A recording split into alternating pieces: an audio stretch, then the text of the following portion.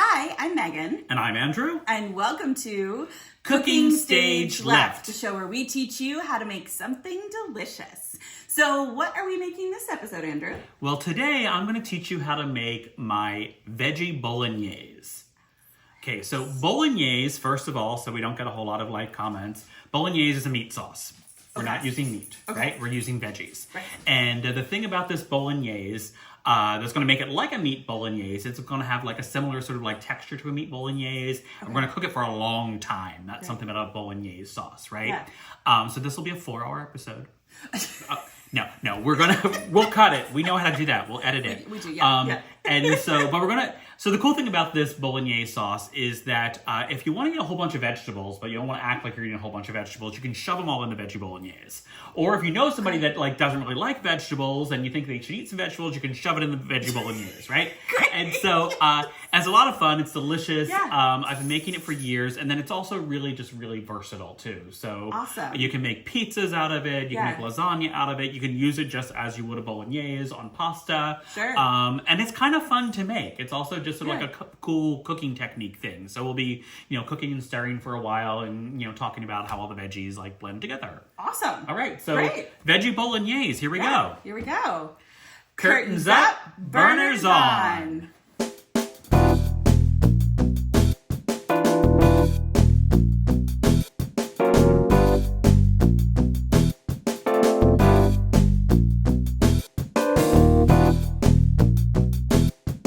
Okay, so let's go through our ingredients list.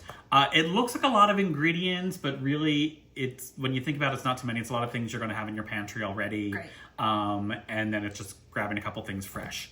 And so we're going to start, the base, there's going to be some tomatoes in there. So we're just using some canned tomatoes and tomato paste. Great. Now, again, a Bolognese is primarily tomato paste. It's just basically like some veggies, some aromatics, and then primarily, but we will add some tomatoes to it just to boost it up. And then a whole bunch of things just to sort of like make it into sauce. So we're going to, start with olive oil, of course, and then we're going to use like oregano. We'll put some red peppers in there, some basil, some garlic, and some onion powder. Okay. And then we also will have some garlic. We have just pre-chopped there. Sure. We're going to start with onion. Okay. And then really I think what gives it that beefy, or like meaty texture is mushrooms, a whole bunch of mushrooms. Nice. And then carrots. Okay. Again, carrots sort of do a couple things. They make it a little sweeter and they also have some texture to them. Yeah. And then some peppers. And that's basically it. You can add, like I said, you can add a bunch more into that. And then what we're going to do is really sort of just like chop all this. We're going to use the food processor to give it like a nice sort of like chop to it. Great. And make it really easy. And then just like stir it down and stir it down and stir it down. Perfect. So that's just basically, we're going to get started because we have lots of stuff to put in there. Yeah, lots of stuff. Excellent. Okay, so here we go. We're going to start our Veggie Bolognese. We got a big old pot here because we're going to make a lot of it. You always want to make a lot, and it freezes very, very well. And again, you can use it in lots of different things, and so it's fine to make a lot of it, even if you don't need a lot of it right off the bat. Yeah. So we've got our pot heating up here. We're doing like a medium-high heat. Okay. It's just starting. I'm going to start with very little oil. Okay. You don't really need it. This makes it actually also kind of a pretty healthy dish. Yeah. So I'm just going to go in with like maybe just a tablespoon. Sure. Yeah. And then we're going to use our Cuisinart here, our little food processor, to really get the texture right for everything. Great. And this does two things. First of all, it gets your texture just right. Of course, you can just chop everything by hand into small dice, and we'll talk about sort of like the sizes and everything. Yeah. And also, like I said, if you want to hide vegetables, this helps out a lot too. The first thing we're going to use, I know that my partner here is not really a big fan of the first thing we're going to do, which is onions, right? So we're going to puree the crap out of the onions a little bit. Thank you. So that we don't have a texture issue going on, right? Awesome. But we still have that flavor, which is really, really important. So before I cut my onion, I'm going to show you a little trick. This is my prop onion. My other onion is actually in the refrigerator. So that whole crying thing that happens, right? Yeah. There's no way to completely avoid it. Sure. But I found if you stick your onion in your refrigerator like an hour before you're going to chop it, or maybe like 10 or 15 minutes in the freezer, it condenses some of those oils and stops it. We're going to actually ruin that a little bit because in the food processor, they're going to go everywhere and we're going to be crying. Yeah, but let me get my onion. We'll start that off. Great.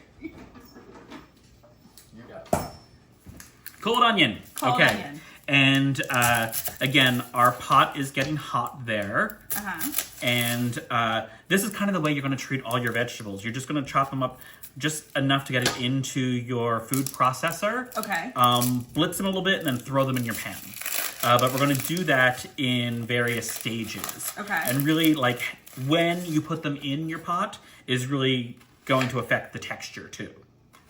If that makes sense. Yeah, that totally makes sense. Yeah. So the first thing I always do is the onion. Okay. And because I do like a sweeter onion flavor, yeah. If you were my grandmother, you would put it in, you just stick onion in there, like a whole onion, and let it burn, and that was kind of the flavor of the sauce. Oh. But I like kind of like a sweet caramelized onion. Okay. So we're going to put that in first so that we can caramelize that down. That makes and look, sense. we're going to be like, I'm going to be using pulse a lot, but I'm just going to like really, really pulse these down. So we're hiding the onions. Yay! I can already smell them. Again, smell the sort of like, frying factor here. But we'll try and get these in. I don't feel like normally if you cut in like a huge onion like that, I would be really cutting it right here didn't do anything to either of us. No. So I'm gonna start, and this is gonna be kind of the process for a lot of this sauce is that you like stick it in the food processor and then shove it in the pan. Great. Okay, so That's I'm gonna perfect. get you started there. Okay. And the other cool thing is that you can just keep going too. Like I'm not gonna get everything cleaned out of there, but okay, so just to let that start to sort of go for a little bit. Yeah. And then I'm gonna do the mushrooms next. Okay, great. And the mushrooms are gonna be really sort of like the meatiness, I feel. Yeah. And I like to do the mushrooms next. You can do mushrooms or carrots next. Okay.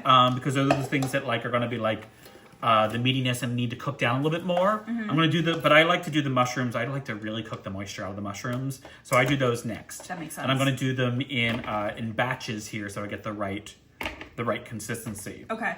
But go ahead and just watch the onions there. I'm getting a little teary-eyed now. Oh yeah. Yeah, in a good way. I think it's kind of wafting right in your direction. There we go.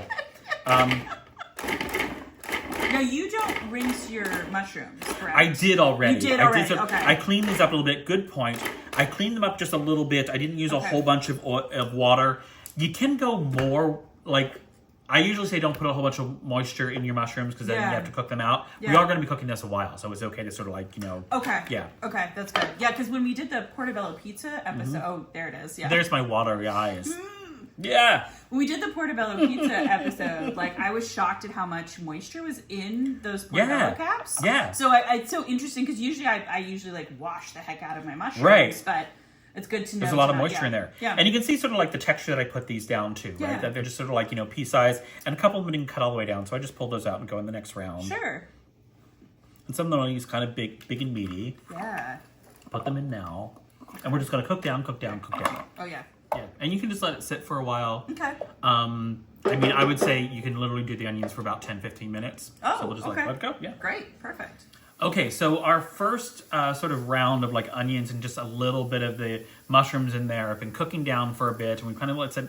Now you see one of the things that's happening is we're getting some like brownness in there, right? In the pan, it's kind of sticking, and that's fine because that's flavor. So I'm just gonna take some water. You could also do this with wine, or you could do this with broth, and just sort of like pour that on. Great. And then you just sort of want to, scrape gently the bottom of the pan there, and that'll get some of that up. Sure. Yeah. Also, what will get that up is adding more vegetables. And so we're adding our next round here, which again, our next round of meaty mushrooms.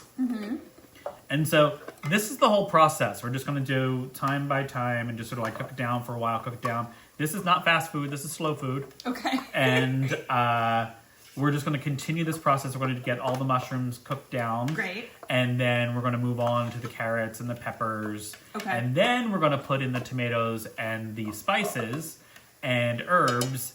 And then we're going to cook it for a long time. Just let it sit. Okay. So that's kind of the process. Great. So the first round, again, we're going to get more mushrooms in there and everything else, and we'll check in. Okay. Sounds good. So our mushrooms have been cooking down for a while, and we're going to cook them down more. But now comes my favorite part. We're going to put in some garlic, right? And so I'm going to say, a whole bunch. If you were using fresh garlic, which you totally can, that'd be amazing. I'd say, somewhere between like 3 and 4 cloves, so. Okay. Because there's lots of flavors there, so. Yeah. I'm just plopping in some garlic there. Great. Next, I'm going to do the carrots. Okay. So loud.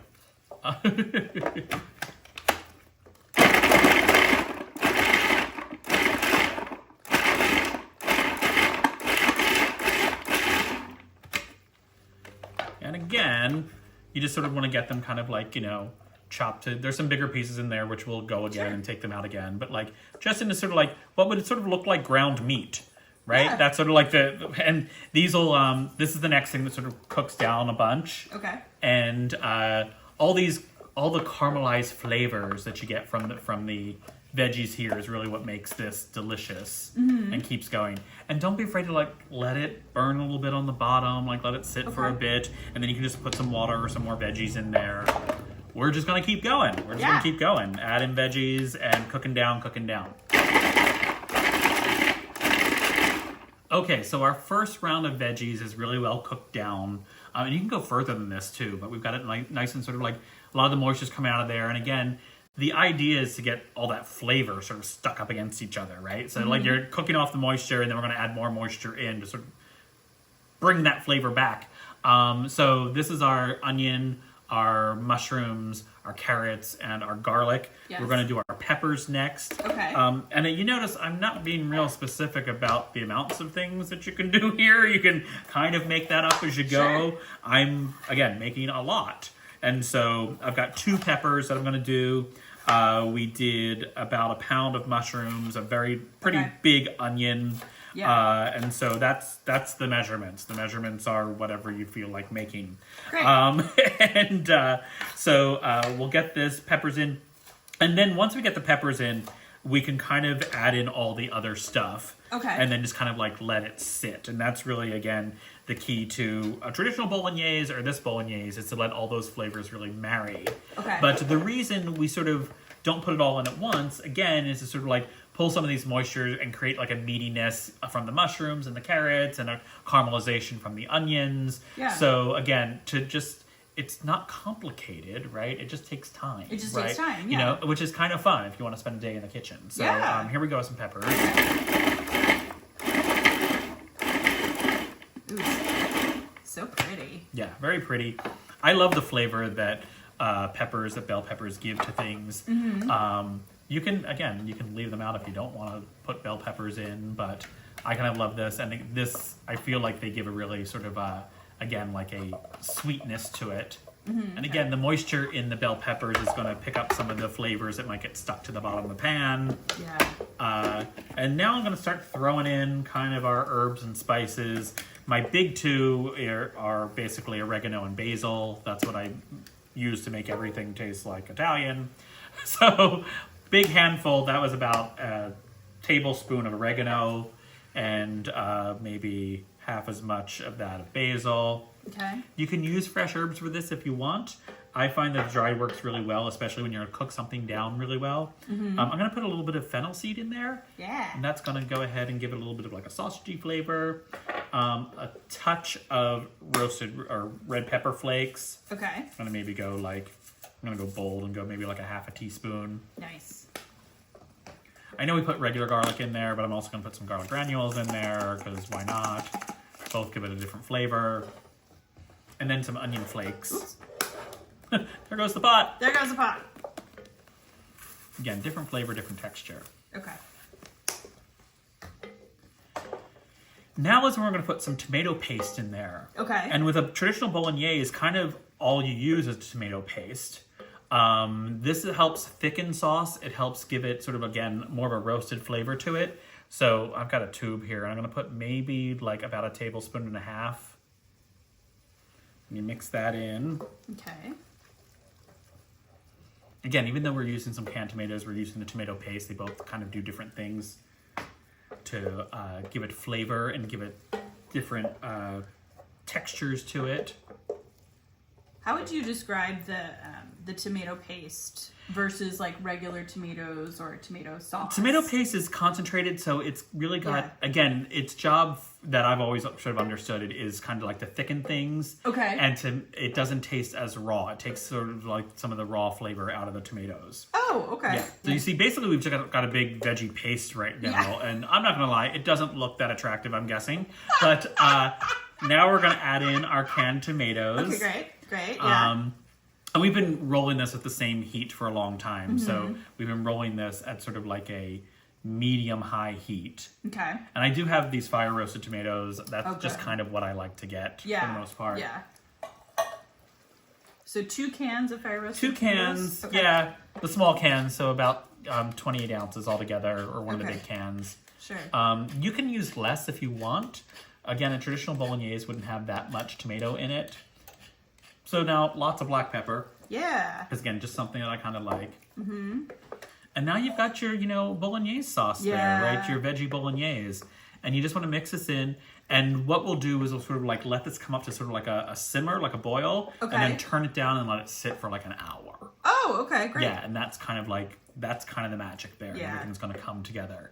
And you see how it's got like a nice meaty texture to it, right? Yes, it so it does. looks like a nice meat sauce there. And it's going to be delicious. Yeah. Here we go. I have to say, adding the tomatoes really made it look a lot more appealing. Now it looks like something I want to eat. Yeah, now it looks how it totally looks. It's looking more familiar. All right, we'll be back in about an hour. Great. Perfect.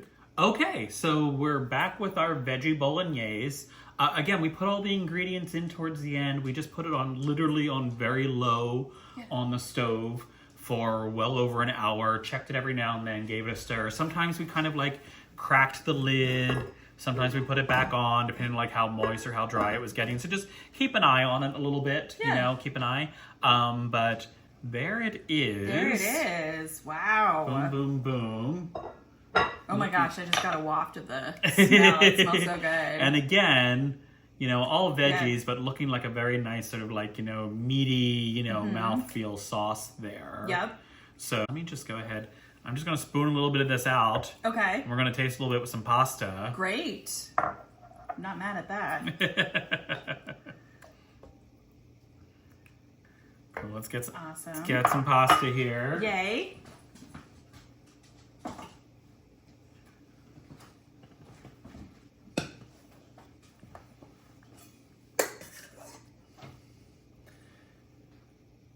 Normally I would go ahead and finish the pasta in the sauce. Okay. But I'm going to use this sauce for a number of other things because we have so much of it left. Oh my gosh, yeah. So this is sort of another great way to do it. You put your pasta in first, get your bowl nice and warm. Or you put your sauce in first to get your bowl nice and warm. And then you stir the pasta from the bottom there. Oh, that's a good idea. As opposed to people like who put pasta and then they just put some sauce down in the middle and your pasta ends up drying out. That's so smart. This actually infuses. That's why it's good to finish it too. Like, again, if you're making a whole big bowl of it, you put your pasta right in there and you cook the pasta actually in the sauce for like the last 2 minutes or so, right? Yeah, that's good. But look at that, right? Really look how good, delicious that looks, right? It looks like a nice sort of like, chunky style sauce. Uh-huh. All right. All right, here we This. go. It's still pretty hot, so let's see. Bon appetito. Okay. Let's see what you think of this.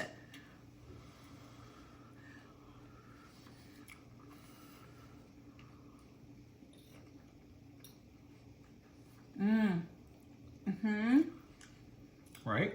See how that evokes sort of like a bolognese? Really, I was just going to say the mushrooms feel really meaty. Mm-hmm. They really do. Lots of the carrot, lots of everything there, right? Yeah. And just on simple pasta. Also, I use this for lasagna a lot because it gives a nice sort of thick layer. Right? So good. And then, as you'll see in an upcoming episode, one of my other favorite things to do with this is make a pizza with this. Nice. So yeah, stay tuned for that. Really good. So there it is. Lots of time, a little bit of labor, but really simple. Yeah. And so delicious, so impressive. Good for all, basically any dietary needs for the most part. It's very, it's kind of on the healthy side. You can, mix up with whatever gluten-free pasta if you need to go that route. It's vegan, so you don't need anything else. You can add a whole bunch of cheese. I'm not gonna, whatever, if you need that. But there it is, Andrew's Veggie Bolognese.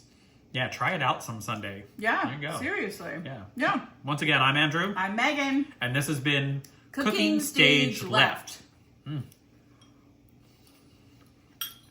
almost feel like you could eat this with a spork.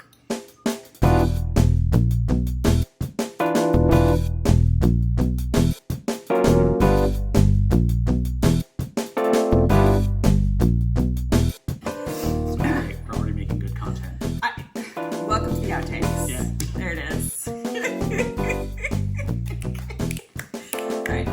So what are we making this episode, Andrew?